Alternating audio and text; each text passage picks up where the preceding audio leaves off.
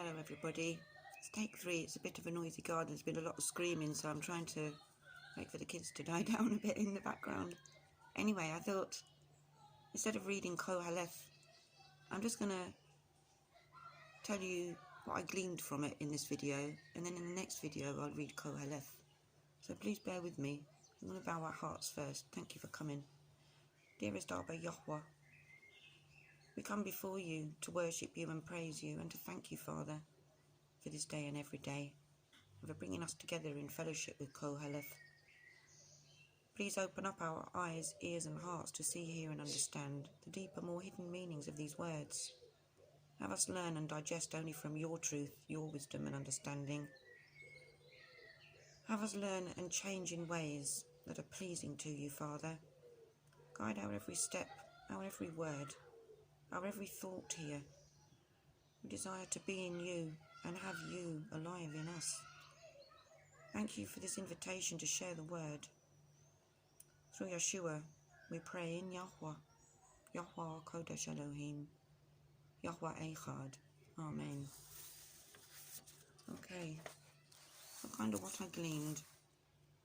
Qoheleth is Ecclesiastes, and Ecclesiastes, or Ecclesiastes, is a Latin transliteration of the Greek translation of the Hebrew Qoheleth, which is kind of pondering wisdom. So we're going to stick with the word Qoheleth here.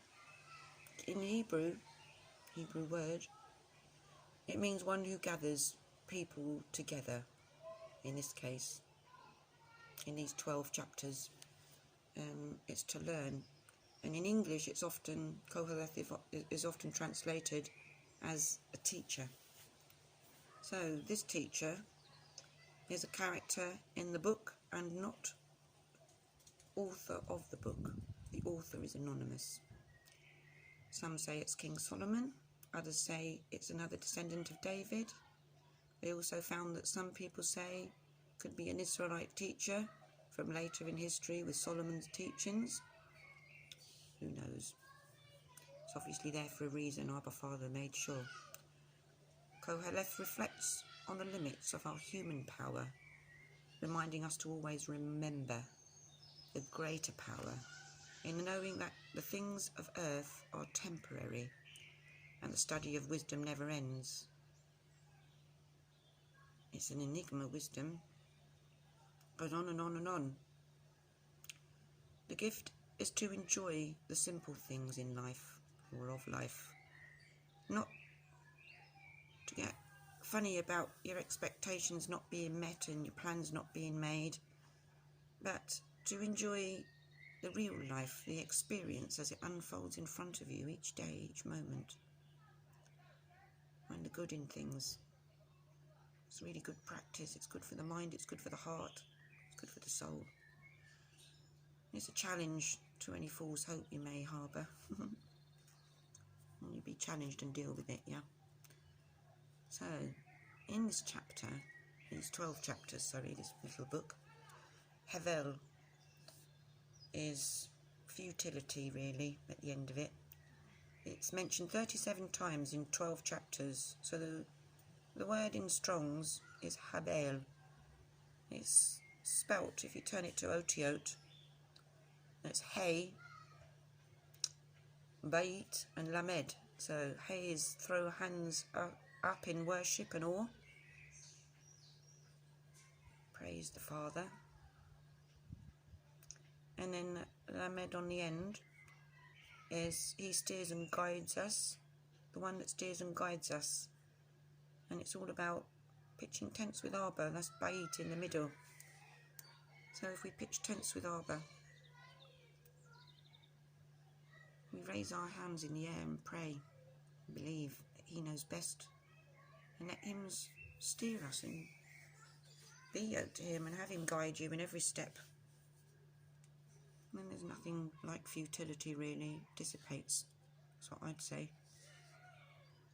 The meanings cover, in the different places I looked, emptiness, to be vain, in act, word or expectation, unsatisfactory, a vapour or a breath, temporary, fleeting, visible and recognizable but unsubstantial, momentary, not lasting, and profitless.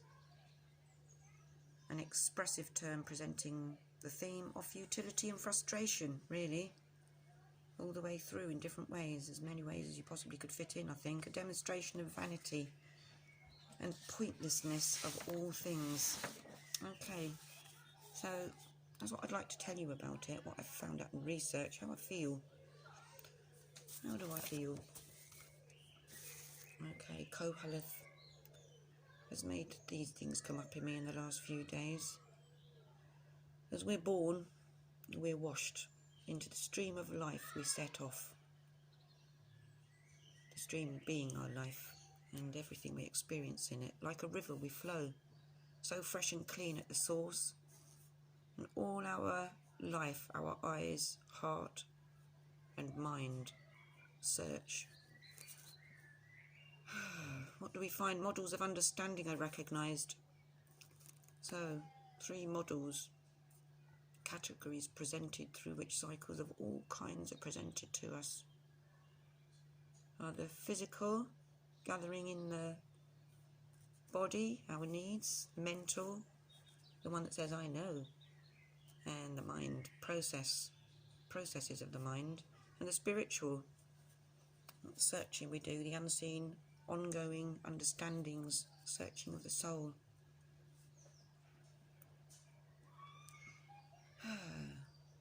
So cycles of all kinds are presented to us. They're the 3 main underlying platforms that I can sense, see, understand. Please add to them in the comments if you can. Thank you. And in our unseen mentality, sense is established. So we don't even know what sense we're gathering half the time. That's why it's good to be yoked to the right thing. There is no thing new under the sun. What is behind is ahead, and yet we don't see. Searching out from young, searching forward, we don't look back. Don't even think to look back most of the time, stretching forward. We search forward with our physical eyes, and that brings mental understanding, then spiritual recognition. Our physical eyes go through our experience. Our mental understanding is all to do with the things we feed ourselves with mentally and what we learn. And then our spiritual is that thing that's unfolding inside of us that makes us go in different directions and, yes, holding the hand of Yeshua HaMashiach. So, what am I saying? We don't remember. Mankind doesn't remember the long, long past. Apply the heart to seek and search diligently for the wisdom and truth that leads to high with it. Elohim, that leads to our Adon and Elohim. Turn back, people, to see what is to come. Seen cleanly,